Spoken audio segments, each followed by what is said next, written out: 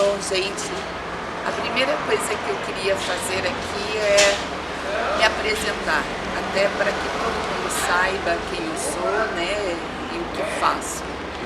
Eu sou Elizabeth, eu tenho 60 anos de idade, sou médica há 35 anos, pediatra por formação em residência e os últimos 15 anos de gestão hospitalar. E nessa área da gestão hospitalar aprendi muito e respondi um convite da APR para trabalhar com eles, engajado nesse processo para ajudar a instituição a recuperar os seus valores, a recuperar o seu trabalho, a qualificar o seu trabalho.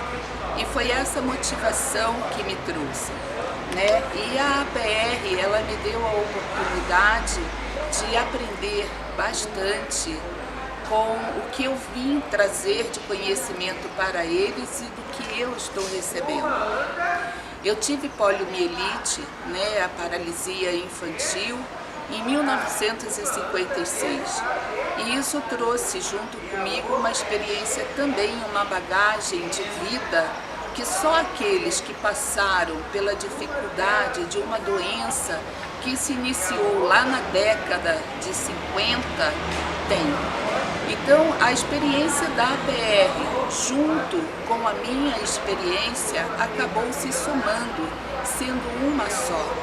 E a APR já vai fazer agora, no próximo ano, 60 anos de existência, 60 anos trabalhando para a pessoa com deficiência, cuja sua história começou justamente com a poliomielite. A poliomielite na década de 50, o mundo todo sofria com esta doença, né? Esse vírus, ele não só estava no Brasil, mas ele estava no mundo inteiro. E começou-se então uma corrida muito grande para poder frear, porque a lesão da poliomielite, ela causa, na sua maioria, se não tiver complicações mais severas, mas ela causa uma paralisia paralítica.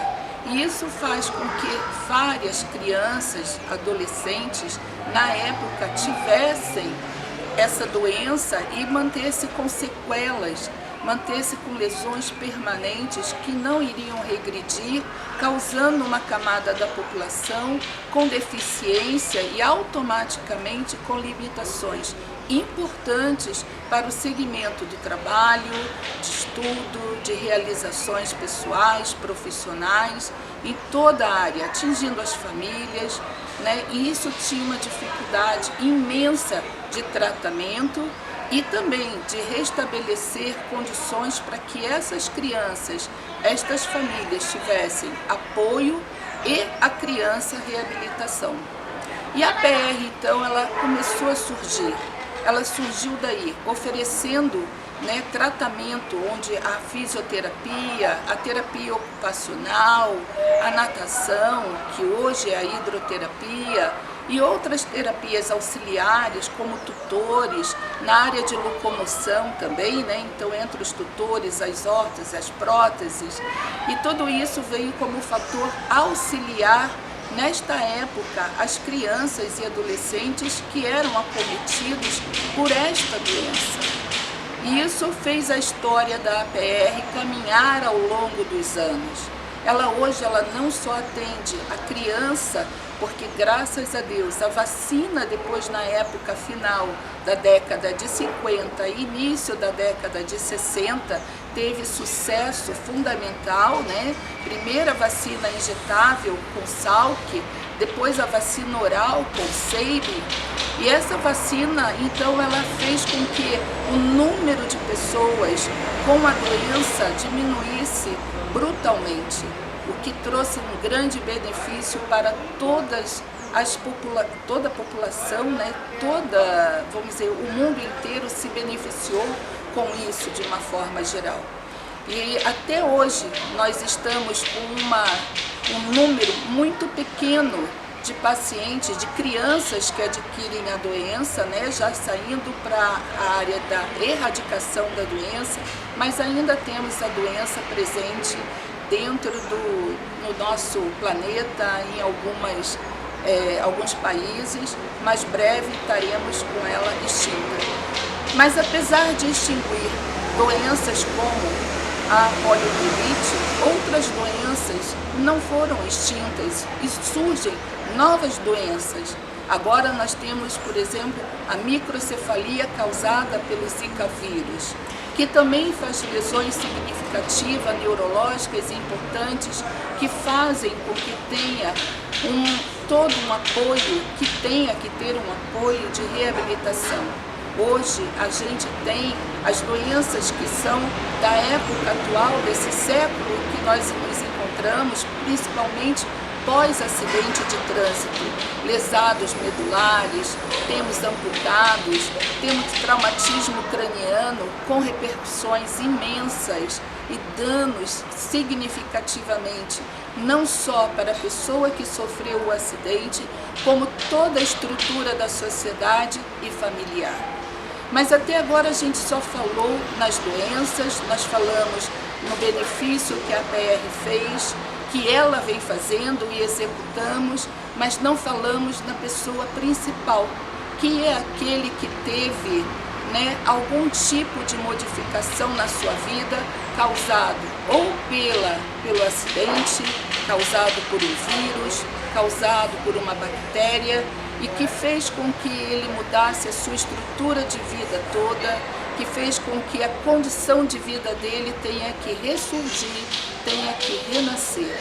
E é esse sujeito que a gente vai falar, que hoje é o foco principal da APR, em acolhimento, fazer esta pessoa ser acolhida dignamente, ter o respeito, ter esta pessoa a capacidade, junto com a PR e todos os profissionais que nela trabalham, sempre com a visão do bem maior, fazer com que esta pessoa tenha condições de resgatar o mínimo da sua capacidade dessa nova vida, fazê-la entender que é mental, psicologicamente e fisicamente, ressurge ali uma nova vida que pode ser capaz de reestruturar, de estar na sociedade, de caminhar, de manter-se eficiente, de ter ainda algo a oferecer a todos aqueles que ao seu redor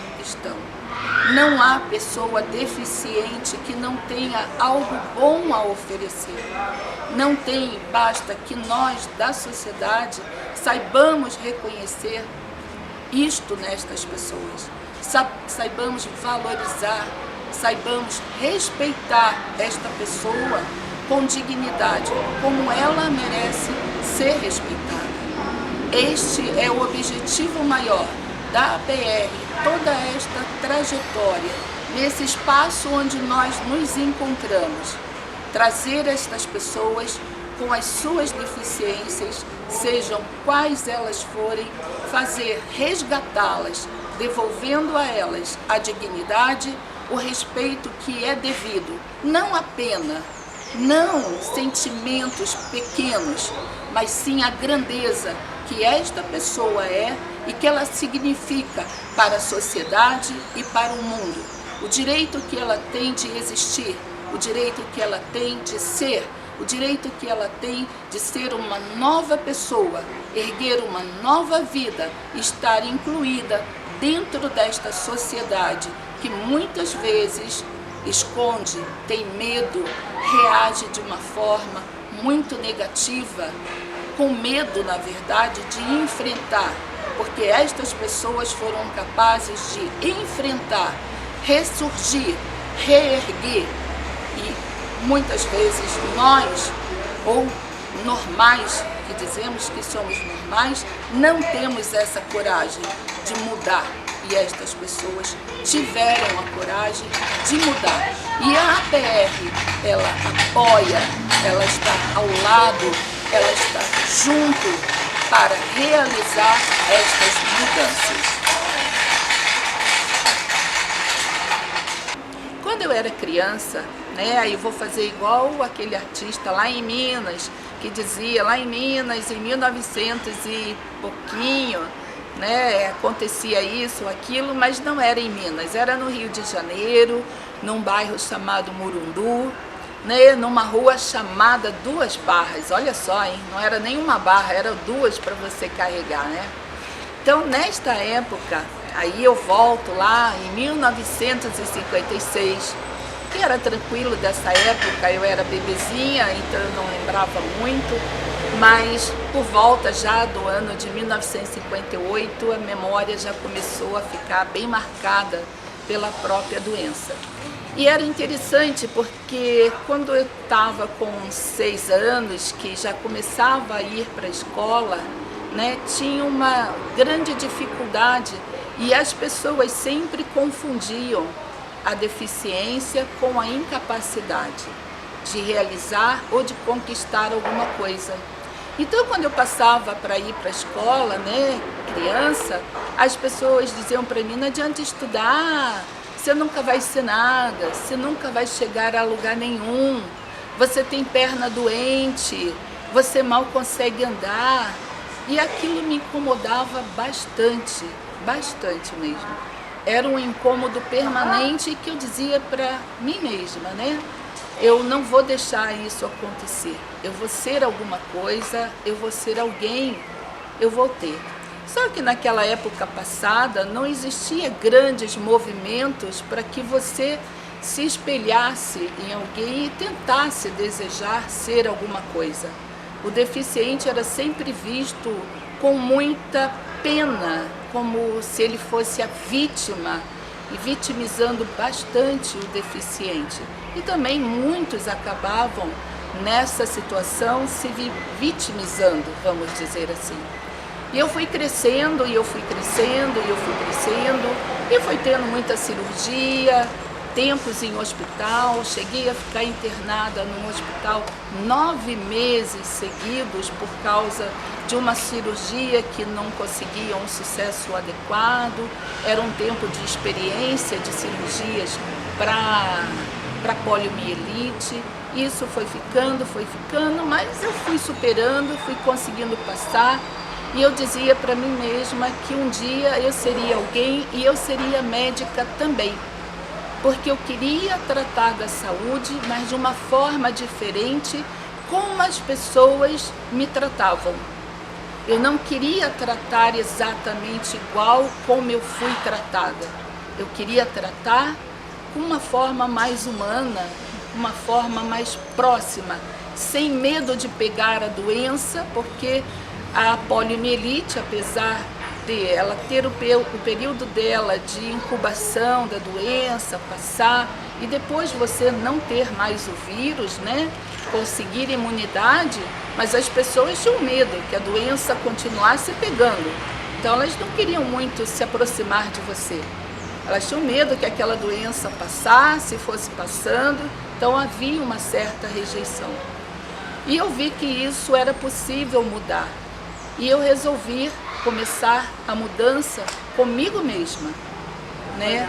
Comigo mesma eu resolvi esta mudança para tentar superar as dificuldades que a gente encontrava na vida e que vivenciava no dia a dia como criança, como adolescente, como adulto. Hoje a gente vê a oportunidade que existe dentro destas instituições, como a PR, que ela promove a iniciativa esportiva, que ela valoriza a pessoa com deficiência, seja qual for a deficiência. E hoje nós temos exemplos gigantescos de superação em qualquer área, em qualquer deficiência também. Nós temos aí a Paralimpíada, que é exemplo de superação máxima, que são pessoas que conseguiram transformar a sua doença, a sua deficiência em exemplo, que conseguiram mostrar ao mundo do que elas são capazes de realizar, de fazer, que elas são realmente verdadeiros super-heróis, mas heróis da superação, de ter saído de uma situação de coitado, de uma situação que poderia ser vitimizado, de não mudar nada e mostrar que eles são cada vez mais capazes de transformar, de fazer mostrar a toda a sociedade que basta querer, a todas as pessoas, que basta desejar. Desejou, quis, a força de vontade, muda, trabalha com afinco que você consegue. Você supera qualquer dificuldade, você consegue superar e transformar toda esta dificuldade em coisas boas, principalmente alegria. Esse gesto de superação se transforma em amor para qualquer um, na capacidade maior de revolucionar. E a própria revolução interna começa dentro de nós. É um exemplo para que toda a sociedade, todo mundo veja que todos nós somos capazes de juntos mudar, transformar e fazer um mundo melhor. No contexto da polio, eu acho que vale a pena a gente resgatar um pouquinho do início dessa história. E o momento, né, de grande sofrimento e comoção que ela causou. A polio, na época lá pré-histórica, inclusive, para vocês verem como isso data lá de Só para recomeçar aqui, que eu vou... Deu interferência aqui. Desculpa. Nada. Então, para a gente resgatar um pouquinho da história da polio, né, a comoção que ocorreu no Brasil e no mundo, né, e a polio, só para vocês saberem, ela não foi, não tem origem lá em 1900. Ela é pré-histórica. Ela já teve e tem registro no Egito Antigo. No Egito Antigo tem registro da poliomielite, com um guardião de, vamos dizer, de deuses, né, retratados em pedras, com pinturas, de pessoas importantes, nesse caso, com a poliomielite, né, e o pé equino, que é tão famoso, o pé equino da polio. E ela era endêmica, então ela veio seguindo endêmica, causando lesões, ninguém sabia a origem dessa lesão, qual o motivo dessa lesão, e ela veio caminhando, até que ela chegou por volta de 1930 e começou a explodir. O que era endêmico causava um, outro, ela começou a causar em muitos. E esses muitos começou a ser observado, né, que a doença ela atingia preferencialmente as crianças. E as crianças começavam, após um período de febre, de uma semana, duas, a ter, pós essa febre, essa paralisia. Ou seja, que doença tão destrutiva era aquela, que causa tão destrutiva era aquela, que hoje uma criança era sadia e amanhã, após um período de febre, não era mais. O que causava aquilo? E não foram poucas as crianças, foram milhares de crianças sendo acometidas por essa doença.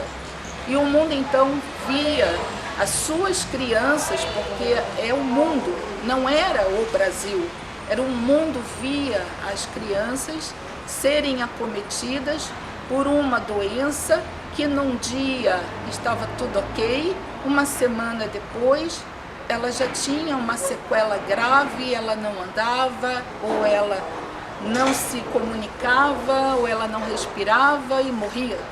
Quer dizer, levou a óbito e levou uma massa de crianças, de pessoas que seriam adultos, depois jovens, trabalhadores, mas acometido conforme o grau da lesão, de forma severa ou de forma mais branda. Então, o mundo inteiro começou a trabalhar de uma forma muito, mas muito acentuada para que tivesse uma pesquisa, para que soubesse como tratar, como trabalhar com aquela doença, quem era aquela doença. Na verdade, o que ela se traduzia não na sintomatologia que ela dava, né, que era paralisia, mas o que era aquela doença. E aí o mundo começou a trabalhar. Austrália, Rússia, Estados Unidos, a Europa, e foi todo mundo trabalhando junto. E aí surgiram várias nessas pesquisas, surgiram como a doença se desenvolvia, como ela ocorria, a descoberta e a classificação do vírus. E aí, uma vez que você sabe quem é o agente, você trabalha com a vacina. E aí a vacina, descobriu-se que a vacina seria a forma de prevenção. Teve primeiro uma vacina americana, que foi a Salk. Essa vacina era injetável, então tinha uma certa resistência, mas depois Albert Sabin conseguiu fazer a vacina oral. E essa vacina teve uma adesão pela sua praticidade, facilidade e a imunização realmente como ela ocorreria. Em 1958, essa vacina foi apresentada ao mundo, mas ela só foi efetivamente liberada para poder ser utilizada por volta de 1960. Então, em 1960, o mundo apresentava uma possibilidade de prevenção magnífica, que faria com que reduzisse o número das doenças, desta doença, drasticamente. E foi o que ocorreu. Em torno de 1000 crianças, 10, 20 eram acometidas. E se a gente colocasse isso em torno de 100 mil crianças, 200 ainda eram acometidas, mas faltava somente a expandir o território de utilização da vacina. Então o Brasil entrou também nessa pesquisa, o Brasil entrou nesse movimento, porque à medida que o mundo avançava para a prevenção, o Brasil também ele tinha que entrar, né? E a Unicef, junto com outros órgãos, com outros agentes, e as pesquisas aqui também se iniciando e se desdobrando para que pudesse fazer uma forma preventiva, adotou a vacina de Albert Sabin, trouxe para cá essa vacinação, e esta vacinação começou então a ser distribuída à população, de forma que tivesse essa medida preventiva. E no Brasil também se viu que era a vacina o método mais efetivo de combater a doença. E aqui no Paraná, no caso a APR, que desde o início foi focada, desde 1957, né, quando ela criou-se com vários órgãos, o Lions do Brasil e outros, né, junto com parceria do Pequeno Príncipe, para poder resgatar e realizar a reabilitação, realizar a fisioterapia, a terapia ocupacional, que surgiu também nesta época. Então foi uma construção maciça de várias entidades, várias pessoas, de várias, vamos dizer assim, forças para conseguir combater a doença, entrar na área da prevenção e fazer com que essa doença tão destrutiva tivesse um freio, pudesse parar e zerar, ou pelo menos atenuar, né, o progresso da doença. Hoje o Brasil ele se encontra livre da poliomielite, mas desde que a vacinação se mantenha, né, que ela esteja ainda sendo necessária, porque ela não foi eliminada totalmente do mundo, vamos dizer assim. Então a vacinação, os reforços são necessários permanente, porque a sequela desta doença, ela é grave, ela é significativamente grave. é importante realizar a prevenção. Eu passava pelo cemitério, mas eu passava rezando Ave Maria e Pai Nosso até o final do cemitério. Então, quando começava o início do cemitério, eu começava, né? Pai Nosso que está no céu. Aí rezava, saía rezando e pedindo que os fantasmas não me peguem, que o fantasma não me pegue, porque criança passou pelo cemitério, você tem medo. Eu tinha medo de que todo mundo dizia, os fantasmas do cemitério ficam olhando você pelo muro, e se você olhar para eles, eles vêm te pegar, né? Então eu rezava desde o início que começava o cemitério, né, Ave Maria e Pai Nosso, até eu atravessar o final do cemitério. Quando eu atravessava o final do cemitério, eu me benzia e seguia meu caminho adiante, né? E na volta, que eu estava na época à tarde, né? Então 1h eu tinha que estar na escola e 5h eu saía da escola. E aí no final do dia, quando eu passava perto do cemitério, era umas 6 da tarde, né? E aí começava a mesma coisa, tinha que fazer a mesma coisa. Pegava o cemitério e Ave Maria e Pai Nosso, e Ave Maria e Pai Nosso. Quando chegava no final, se benzia, fazia o sinal da cruz, agradecia a Deus.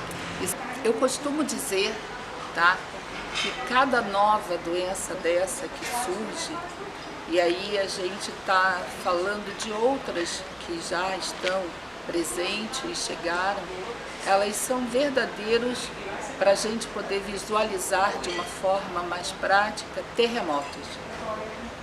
Quando ocorre um terremoto, todo mundo sabe o que é o terremoto, né? Ele abala as estruturas daquela cidade, ele abala as placas tectônicas, né?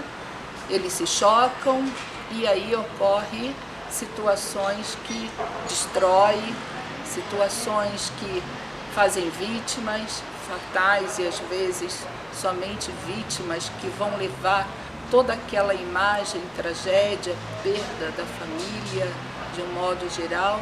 E um terremoto ele é fácil de ser visto e ele motiva, ele atinge diretamente o coração de cada ser humano, onde quer que ele esteja, porque ele é a face de uma destruição. Ele é a concretização de algo que se destruiu. E você vê nitidamente.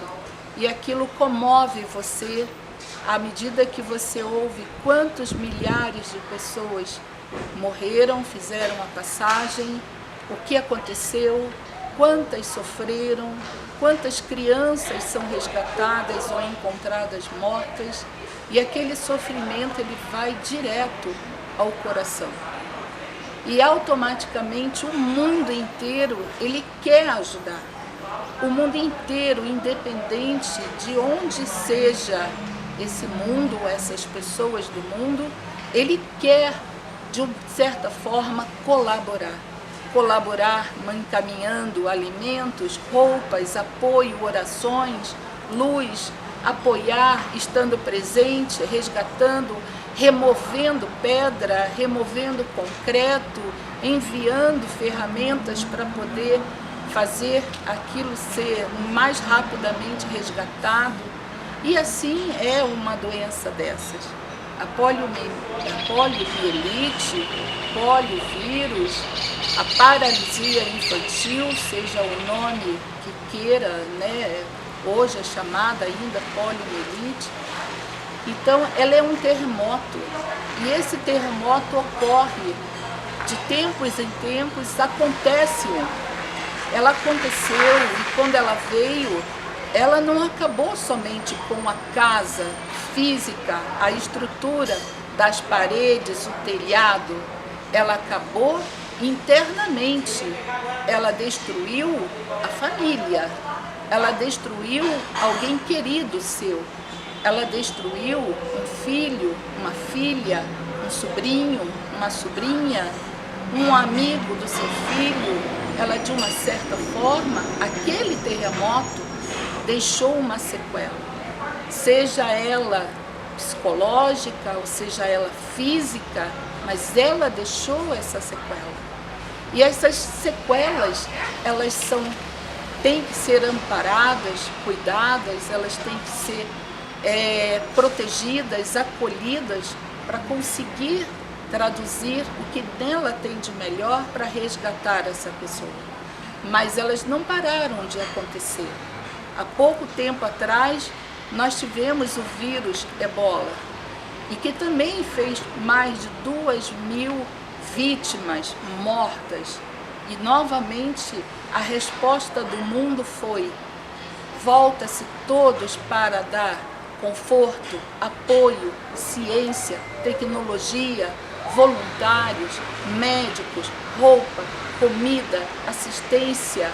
Novamente o mundo se mobiliza para tentar buscar a solução, tentar frear aquela doença, que é o quê? Nada mais, se a gente for traduzir de uma forma visual, material, eu concretizaria um terremoto. Ela causou destruição, ela causou óbito, ela causou morte, ela fez um grande estrago. Hoje a gente tem exatamente, ainda sendo trabalhado, o Zika vírus, que está atual, que ele começou, se deslocou, veio para o Brasil. No Brasil começou no norte e nordeste, principalmente no nordeste, causou vítimas, lesões permanentes, está entrando dentro de uma área de síndrome, ou seja, um processo contínuo e evolutivo da doença, e novamente o mundo reage. Novamente o mundo tenta proteger-se, novamente o mundo ajuda, novamente o mundo pesquisa, o mundo trabalha, manda ajuda, voluntários, novamente todo mundo se comove. Mais um terremoto que acontece, seja aqui no Brasil, seja onde ele está, na África, onde ele começou, seja onde for, porque se não houver essa união humanitária, se não houver esse entrosamento, esquecer-se as fronteiras das nações, ultrapassar todas as barreiras e trabalhar para o bem comum, independente da língua que fale, independente do território que se encontre, nós não vamos caminhar e nem nos perpetuarmos como seres humanos. Não vamos ter a existência de uma humanidade só, de um povo só. Não teremos isso, porque é fácil. Uma doença num país, ela é avassaladora, ela pode destruir todos, mas ela vai ultrapassar fronteiras. Não demora muito, ela sozinha ela vai conseguir ultrapassar e vencer as barreiras. Hoje ela está aqui, mas amanhã ela pode estar lá. Então o mundo inteiro tem que responder. O mundo inteiro tem que olhar a fronteira ao lado, a nação ao lado, como irmã, como ser humano que é, como raça que é, a civilização humana. Tem que se proteger, tem que se valorizar, tem que se guardar, tem que instituir para que cada vez mais fortes, voltado para um único povo, que é o povo desse planeta, o povo desta terra, não o povo de um país, mas o povo da humanidade. Eu tenho que voltar realmente a 1956, porque ela começa ali, o sentimento do que ela causou na humanidade é o mesmo sentimento que ela causou na minha família e principalmente o que ela causou em mim. Então, esse sentimento que ela trouxe, essa doença, no início dela, foi um sentimento realmente que começa pela dor, porque ela causa uma dor. Depois, ela trouxe um sentimento de limitações, porque ela trouxe grandes limitações. Ela trouxe um sentimento de afastamento familiar, porque antigamente não se podia estar presente com um membro da família ou uma pessoa ao lado, mesmo sendo criança, não se podia estar. Você já partia para o sentimento de abandono, então a sensação era, você ficou doente e logo em seguida você vai para o hospital. À medida que você vai para o hospital, você não pode ter o familiar ao lado. Então a sensação para uma criança é de que ela foi abandonada. E ela fica no hospital por longo tempo. Então a sensação de abandono completo. E como dependendo da estrutura hospitalar que ela tem, no caso aqui eu falo do Menino Jesus, né, que é um hospital que era referência de tratamento para esta doença, um hospital infantil, havia um agravante, porque a capela do hospital ele ficava nos fundos de uma das enfermarias da varanda de todo o prédio hospitalar. E as crianças chegavam até a varanda como eu chegava. E a gente todos os dias víamos 2, 3 pacotes, como eles chamavam. E o pacote nada mais era do que uma criança enrolada em pano branco que tinha morrido. E a gente achava sempre que seria o próximo a morrer. Porque hoje foi aqueles 2, aqueles 3. Então amanhã será eu. Seremos nós. Todos os dias nós olhávamos a varanda e a varanda tinha mais 2, 3 mortos, né? E a gente achava então que a nossa vez ia chegar. Então esse sofrimento da doença em si, ele foi realmente um sofrimento de dor, de muita dor. Dor física e dor psicológica, que marcou a vida da gente. Isso precisava de superação. Isso precisava de resgate. Isso precisava que acontecesse algo diferente. E esse algo diferente ele tinha que ser trabalhado ou dentro das famílias, ou com apoio externo, em que você buscava uma ponte para se segurar. Você buscava uma ponte para você se reerguer. Senão você não teria esse resgate. No meu caso em especial, além da família, né, uma religiosidade começou a brotar muito cedo, muito jovem. Criança, eu praticamente rezava quase que todos os dias, todos os momentos que eu me pegava, eu estava rezando e pedindo a Deus que Ele me tirasse daquela situação em que eu me encontrava. Não pedia a mim e as outras crianças porque a gente se identificava como grupo, né? E eu via no outro o irmão, na outra irmã era enfermaria feminina, então eram todas meninas com a mesma situação ou mais grave. Então eram todas juntas. Algumas rezavam, outras não rezavam.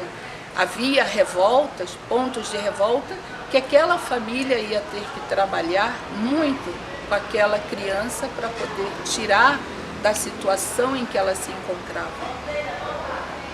Mas eu resolvi, né, talvez por uma ordem, orientação divina, já desde criança, eu me agarrava com Deus e com Deus eu fui, pedindo a Ele para me mostrar um caminho diferente, para me dar oportunidades, para que eu pudesse sair da situação em que eu me encontrava. Que se eu ficasse naquela situação, eu não teria sonhos. E eu queria sonhar.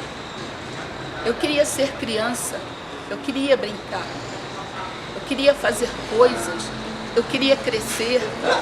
eu queria ter família, eu queria viver. E dentro do apoio da família com Deus, foi que eu comecei a desenvolver tudo isso e partir. Na instituição em que eu me apresentava, quer dizer, tratava, não tinha na época psicologia infantil, não tinha na época recursos para que tivesse e desse esse apoio.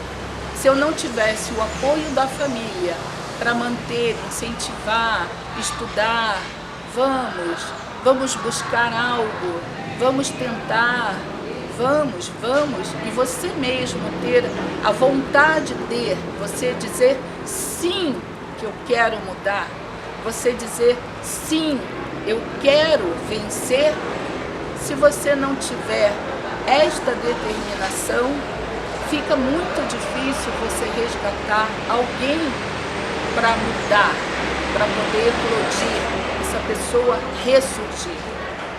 Hoje nós temos muito mais facilidades. A psicologia está presente, os grupos estão presentes, há uma compreensão muito maior, há um acolhimento muito maior. E é muito lindo quando você pega uma pessoa, quando você pega um semelhante, um ser humano, que ele foi vítima de algo que o afetou e marcou a sua saúde de forma permanente, que mudou a sua vida, mas essa pessoa diz sim a esta mudança.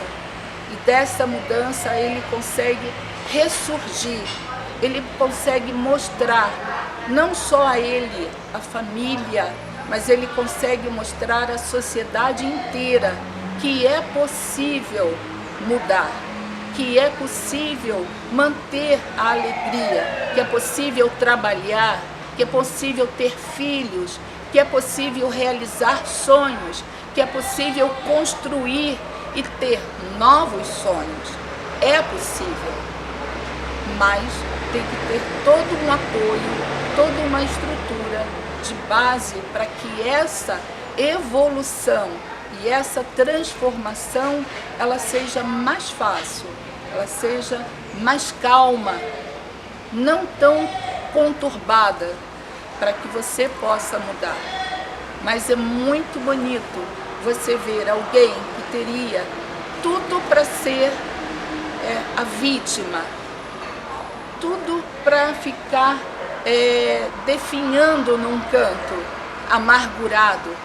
E você ver essa pessoa construir coisas e ter uma capacidade muito mais elevada e muitas vezes pessoas muito melhores do que outras, entre aspas, normais, e que são capazes de realizar coisas muito maiores do que outras pessoas. E isso é o que vale, isso é importante, ver a transformação e a superação destas pessoas.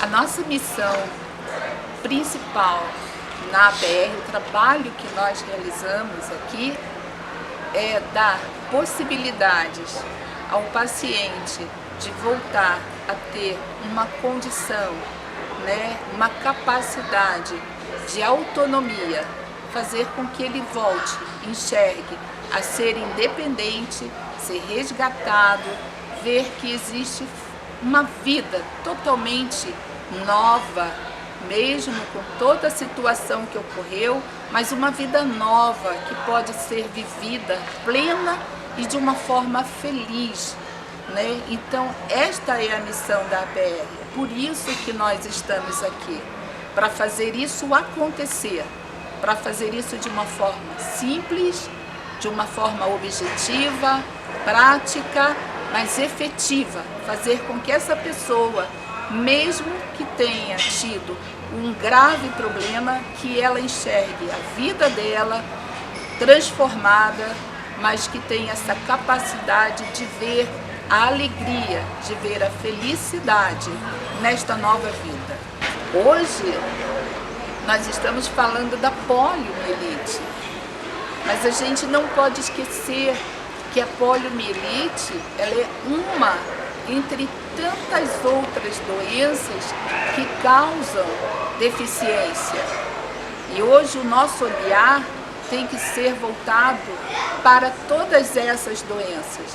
Nós temos que nos voltar para atender, acolher, mas também fazer com que o mundo inteiro haja de uma forma que ela queira proteger essas pessoas, proteger a humanidade, o mais rápido possível, fazer com que essas doenças todas sejam controladas e que não haja falha em momento algum que possa causar mais pessoas com sequelas de doenças em qualquer nível que seja.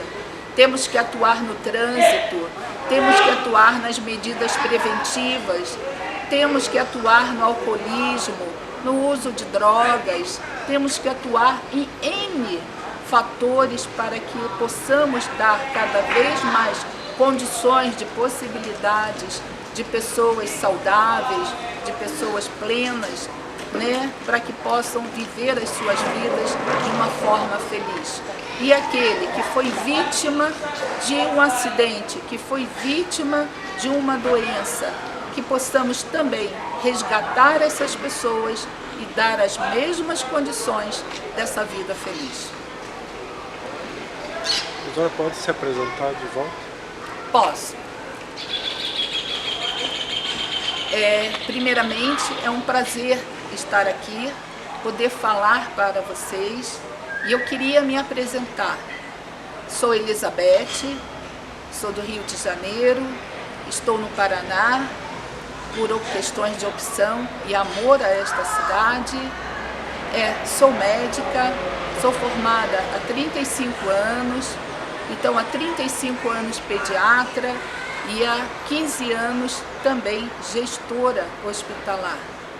Tenho poliomielite, então falo com aquilo que eu senti, falo com aquilo que eu vivi, falo com aquilo que eu tenho hoje, para também ajudar, mostrar, ver e também ser um exemplo, eu acho que de fé, um exemplo de força e um exemplo de superação.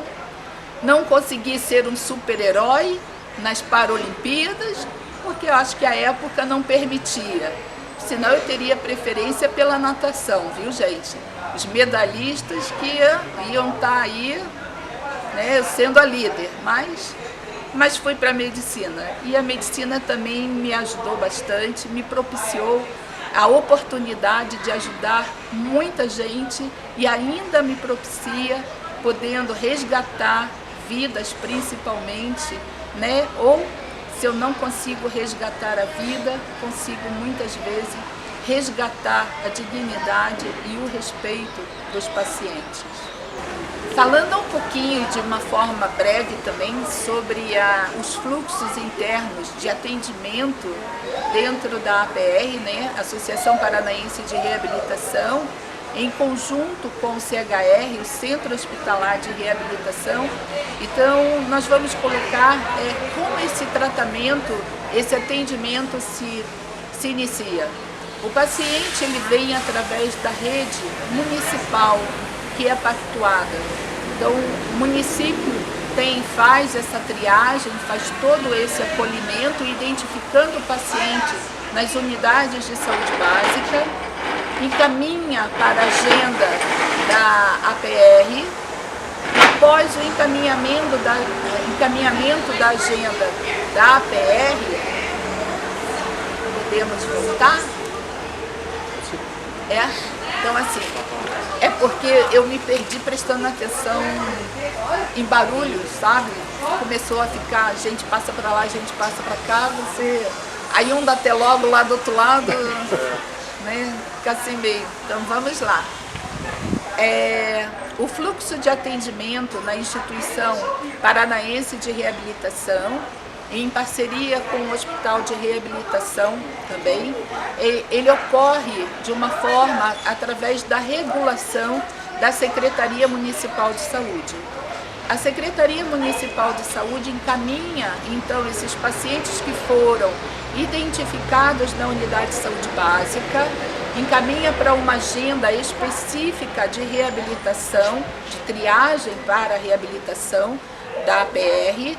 A triagem realizada por uma equipe multiprofissional entre fisioterapeuta, terapeuta ocupacional, médico, assistente social e enfermeiro, avalia o paciente, esclarece de uma forma mais ampla qual é o seu grau de deficiência, qual o seu grau de dificuldade, identifica o que esse paciente necessita. Após essa identificação, ela elege esse paciente para seguir a uma global, que é a segunda etapa da determinação, qual seria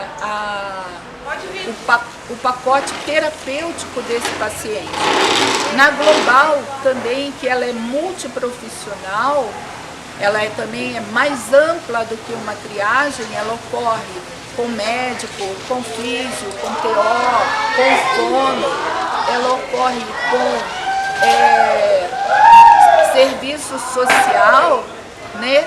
Então, ocorrendo desta forma, aquele grupo multiprofissional, ele avalia o paciente e vê qual a sua necessidade em termos terapêuticos e em termos de instrumentação, materiais, né, e equipamentos para poder ajudar na sua caminhada, na sua marcha. Então seriam a OPEMAL, como nós chamamos, né, que seriam órtese, prótese e meios auxiliares de locomoção. Qual o equipamento mais adequado para aquele paciente? Então são distribuídos duas etapas. Uma que segue para a oficina, para realizar e confeccionar o que ele precisa em termos de equipamento, e o outro ele segue para a terapia. A terapia, ela entra com a nutrição, com a enfermagem, com o serviço social também, aonde garante e relata a ele todos os seus direitos. É organizado com a fisioterapia, a hidroterapia, a psicologia e a fonoaudiologia. Após o período de terapias, como a gente coloca aqui, o paciente está em terapia, esse paciente volta a ser novamente avaliado pelo grupo da Global. A Global, então, identifica qual o nível de evolução, de ganho, de conquista que esse paciente está e determina novo programa. E assim ocorre até o momento em que ele esteja pronto para ter alta.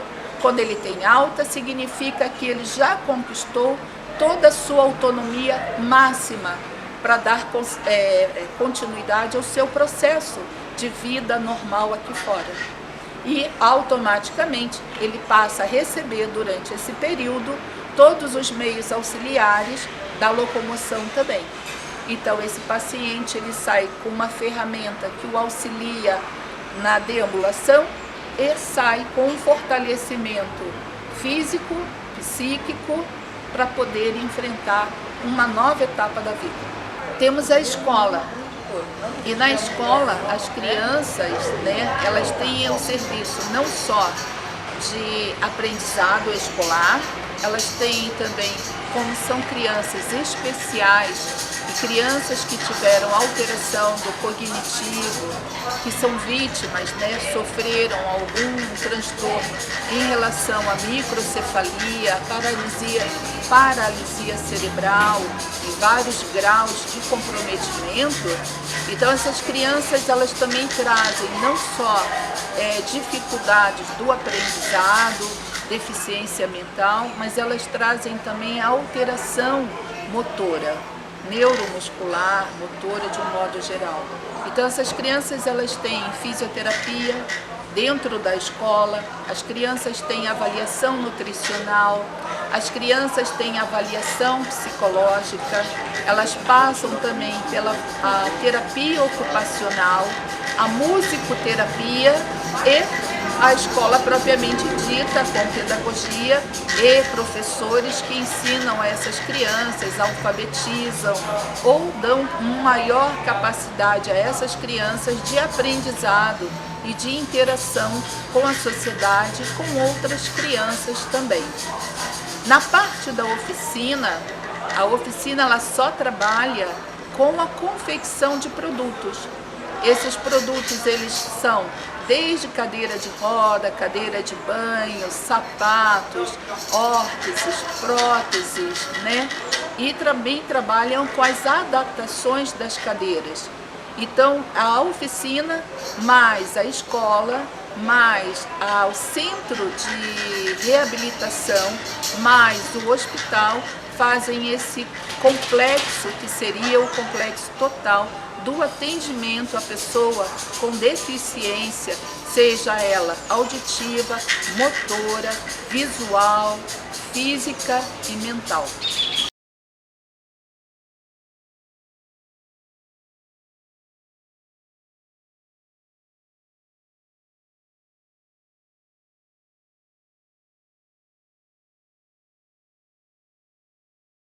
Ou não? Não, não.